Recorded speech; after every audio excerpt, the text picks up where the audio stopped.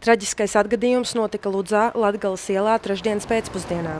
Policijas automašīna uzbrauca velosipēdistam. Acu liecinieks stāstīja, ka pie stūres sēdošais policijas darbinieks apdzinis sabiedrisko transporta līdzekli un tajā brīdī notikusi sadursme ar riteņbraucēju, kurš braucis pa ielas malu. Veicot izmeklēšanas darbības, izdevās noskaidrot, ka mašīnu vadīja vietējais policijas darbinieks, kurš strādā Zilapas iesarknī.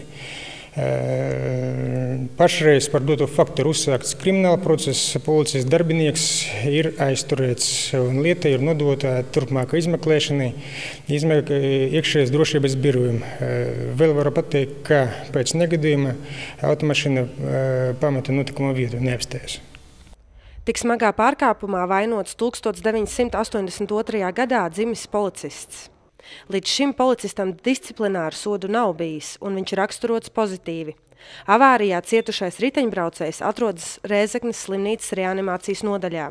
Kā pastāstīja Rēzeknes virsārsts dr. Jāzeps Korseks, pacients atrodas starp dzīvību un nāvi.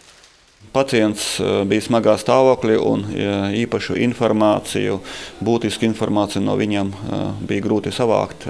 Izredzes uz izdzīvošanu un dzīvošanu pagaidām ir problemātiskas. Kad vaicājām par cietušā tuviniekiem, ārsti mūs informēja, ka bezsamaņā esošo vīrieti līdz šim vēl neviens nav meklējis. Līdz dotajam brīdim es neesmu redzējis nevienu tuvinieku, nevienu pacientu, kas būtu par viņu interesējies. Diemžēl pie manis neviens nav griezies. Neviens tuvinieks nav izrādījis nekādu interesi vai pat kontaktinformāciju nav meklējis. Nav. Traģiskais notikums un avārijas vaininieka rīcība ir satraukusi gan mediķus, gan Ludzas iedzīvotājus par necilvēcību pametot cietušo dzīvības briesmās. Turklāt aizturētais policists tiek turēts aizdomās par braukšanu alkohola reibumā, jo esot atteicies no pārbaudes. Nē, es nejūtos droša, nejūtos.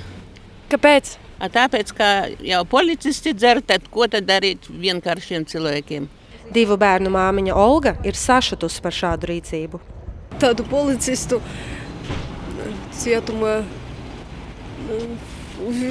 uz mūžu ieliktu. Nav vārtu tādiem cilvēkiem. Nav sirds. Aizturētais policists ir atstādināts no amata. Pret viņu ierosināts krimināla process.